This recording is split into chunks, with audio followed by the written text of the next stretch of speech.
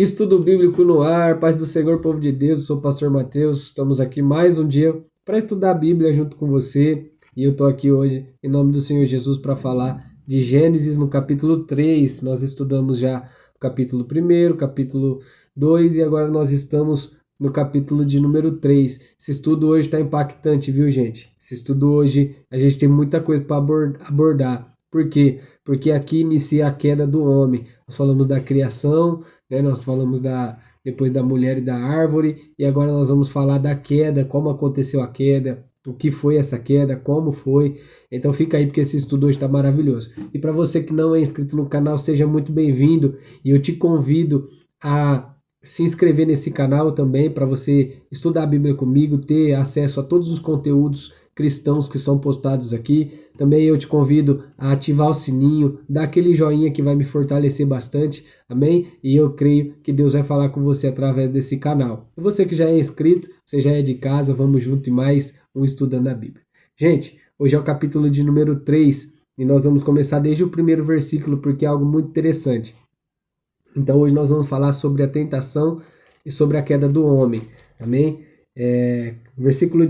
Capítulo 3, versículo de número 1. Ora, a serpente era o mais astuto de todos os animais do campo que o Senhor Deus havia feito. E ela disse à mulher: foi assim que Deus disse: não comereis de nenhuma árvore do jardim?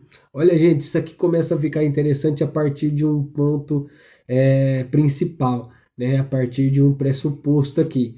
A primeira coisa que fica interessante aqui é que a Bíblia relata, né, Moisés que escreveu a Torá, os 5 primeiros livros da Bíblia foi Moisés que escreveu Gênesis, Êxodo, Levítico, Números e Apocalipse, é o Pentateuco, né, como é conhecido, né, e foi através do Espírito de Deus que escreveu. E aí ele vai relatar que a serpente, ela era, né, um dos animais mais astutos, né, mais ligeiros, mais esperto, era a serpente. Só que isso não quer dizer que a serpente ela era um animal mau, até porque não existia ainda o mal, a não ser o diabo, mas não existia o mal sobre a terra, né? O homem não era mal, não existia o pecado, só existia o anjo de luz que foi expulso do céu e que se transformou, né, em treva, em demônio, em Satanás. Só que quando Moisés relata que era um animal astuto, é porque ele era mais astuto que os outros. Se você pegar uma serpente, a serpente ela é um dos animais mais astutos mesmo da floresta, ela se esconde bem, ela se movimenta bem, embora tenha muitas limitações, e aqui ainda há indícios que ela ainda não rastejava, né? Estudiosos dizem que a cobra ela voava, ela tinha asas, né? Por isso veio o dito popular não dá asa para cobra, né? Então ela não era um animal mau, né? Não fazia mal a ninguém, mesmo porque o homem vivia junto com os animais e não havia separação sobre o homem e os animais. Só que o que o diabo faz? O diabo ele é tão astuto, ele é tão esperto que ele percebe que a cobra era um animal ideal para que ele pudesse lubridiar Eva pela esperteza que a cobra tinha. Né? Então o diabo vai se manifestar ali naquela cobra para começar a tentação sobre Eva. E aí, olha como o diabo ele é esperto. Nós temos que ficar esperto com tudo aquilo que o diabo faz, porque o diabo ele é muito astuto, né? Ele chega com sapatinho de algodão, como dizia o meu pastor, né? Ele chega com sapatinho de algodão. E olha o que ele diz. Deus ele te falou que você não pode comer de nenhuma árvore do jardim, mas você que estudou comigo o capítulo que não foi isso que Deus falou. Deus falou: você poderá comer de toda a árvore do jardim. Olha como o diabo distorce as coisas. É bem papel do diabo mesmo, né? Olha como o diabo distorce as coisas. Deus falou: você pode comer de toda a árvore do jardim, menos a árvore que está no meio, que é a árvore do conhecimento do bem e do mal. Ou seja, ele tinha livre acesso para comer tudo, menos uma. Só que o diabo ele vai falar: Deus falou que você não pode comer nenhuma, né? Porque se você comer, você vai morrer. Aí Eva vai responder. Versículo 2: respondeu a mulher à serpente, do fruto das árvores do jardim podemos comer, Mas do fruto da árvore que está no meio do jardim, disse Deus: Não comerás, nem nela tocareis. Se o fizerdes, morrereis.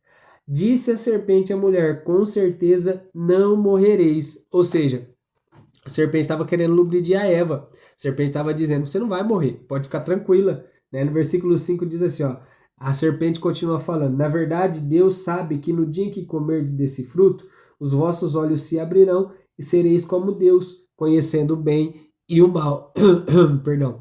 Ou seja, Deus já tinha conhecimento do bem e do mal, porque ele era Deus, e ele é o único que poderia ter conhecimento do bem e do mal e não se corromper. É por isso que ele dá a ordem para Adão, para Eva não comer do fruto do jardim, porque o dia que eles conhecessem o bem e o mal, eles se corromperiam, né? E aí o diabo entra bem nessa tentação. Olha a tentação. Sabe, aí o Tiago no capítulo de número 3, Tiago vai falar sobre a tentação e sobre a cobiça, porque toda tentação ela vem por meio da cobiça, ou seja, a gente só é tentado por aquilo que a gente cobiça. E olha como o diabo foi astuto com Eva.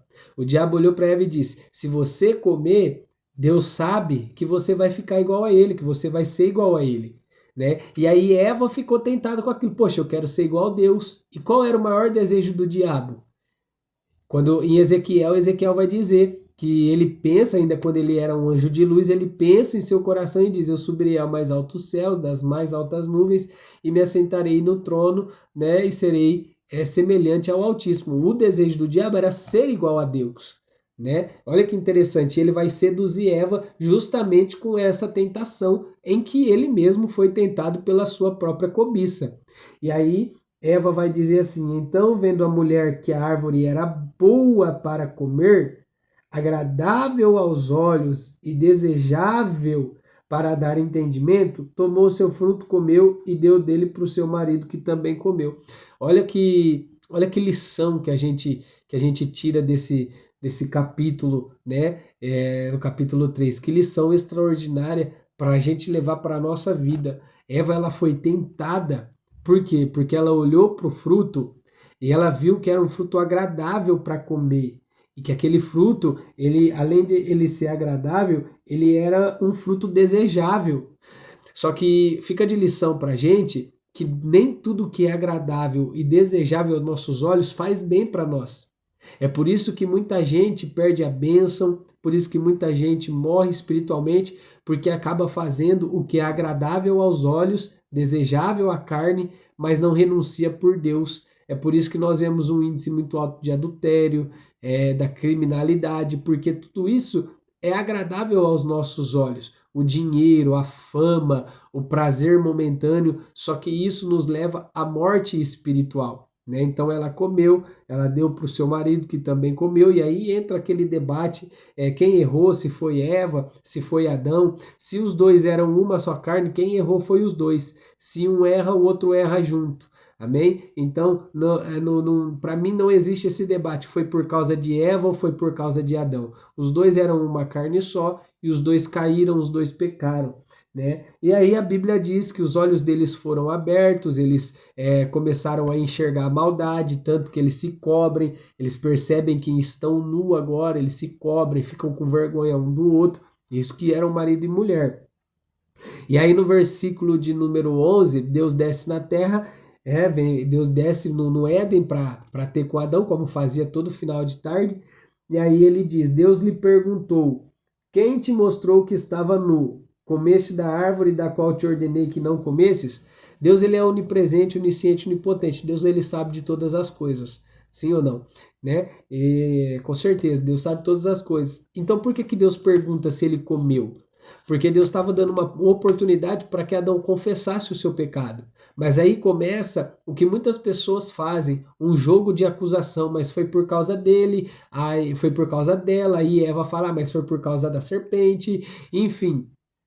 Começa um jogo de acusação, mas nisso aqui eu aprendo que muito melhor do que acusar, do que apontar o erro do próximo, é eu confessar o meu erro. Eu errei, eu pequei, independente se fui influenciado ou não por outra pessoa, eu errei, eu falei.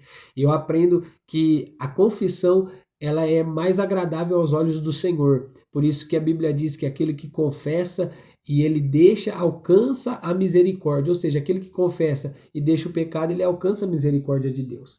E aí, Deus ele vai agora ter esse diálogo e ele vai trazer agora a separação ali, vai tirar, né, eles do Éden, vai tirar a mulher e o homem do Éden, ele vai colocar ali, a gente vai ver isso mais para baixo, vai colocar um anjo ali na porta do Éden, mas ali no versículo 15 diz assim, ó, porém inimizade entre ti e a mulher, entre a tua descendência e a descendência dela, esta te ferirá a cabeça e tu lhe ferirás o calcanhar.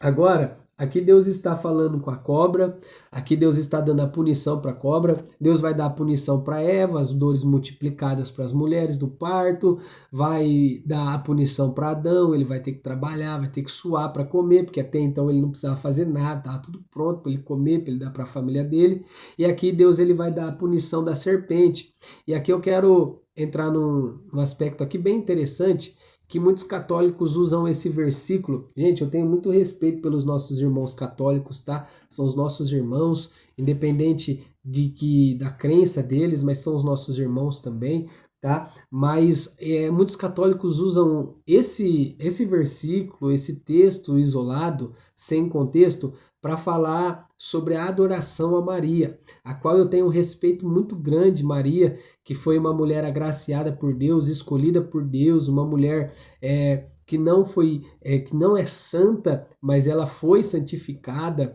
né? Todos nós somos santificados quando nós renunciamos o pecado, e ali ela renunciou o pecado, ela renunciou ali a fornicação antes do casamento com José, ela era uma mulher de boas intenções, então respeito muito Maria, porque ela foi escolhida por Deus, não tem por que a gente criticar. A gente só não adora Maria, porque a gente entende que Colossenses diz que só há um Deus intermediador, só há um homem intermediador entre Deus, né, entre nós e Deus, que é Jesus Cristo. Então só ele faz essa mediação, esses milagres, essas intercessões, é só por meio de Cristo. A Bíblia nos deixa claro isso.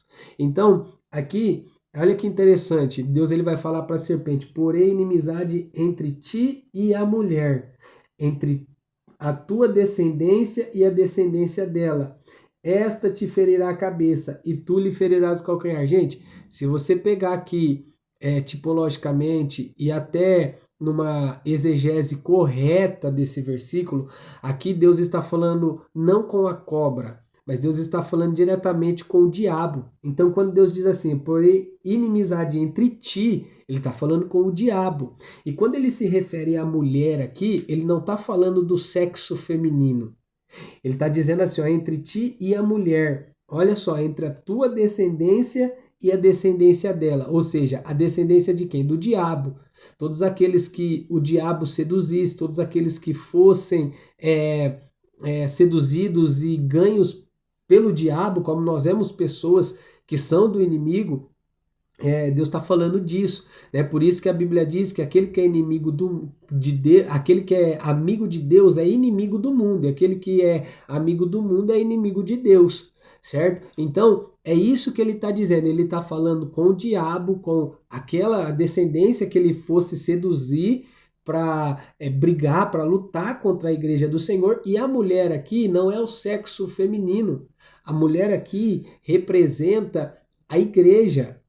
A mulher aqui não representa Maria, a mulher aqui representa a igreja. Muitas pessoas falam, porque Deus dá continuidade, diz assim, ó, e disse para a mulher, multiplicarei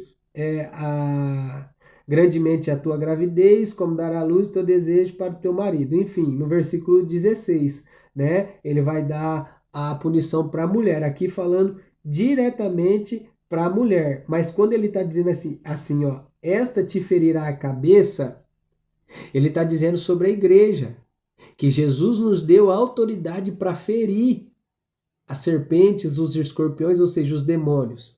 E aí ele diz assim, e tu lhe ferirás o calcanhar. Quando ele está dizendo, referindo que a serpente vai ferir o calcanhar, ele está dizendo que o diabo vai estar sempre abaixo, ele vai estar sempre debaixo dos nossos pés. Nós podemos até ser feridos, né, frustrados, a gente pode até cair em alguma tentação do diabo, isso representa ferir o calcanhar. Só que ele deixa claro que o diabo vai estar sempre embaixo dos nossos pés, porque nós somos de Cristo. Então é sobre essa representatividade que o versículo 15 fala, e não é sobre Maria. Amém? E aí, o interessante aqui é que no versículo de número 24, o último versículo diz assim: E havendo expulsado o homem, pôs a leste do jardim do Éden os querubins e uma espada flamejante que se revolvia por todos os lados para guardar o caminho da árvore da vida. Ou seja, olha que interessante, Deus colocou querubim com espada de fogo ao redor do Éden para que ninguém mais entrasse no Éden. Né? E ele colocou ali os anjos de fogo para guardar o Éden. Agora, olha que interessante, se Deus ele guarda um lugar, quem dirá nós que somos mais importantes que um lugar, né? Por isso que a Bíblia diz no Salmo de número 91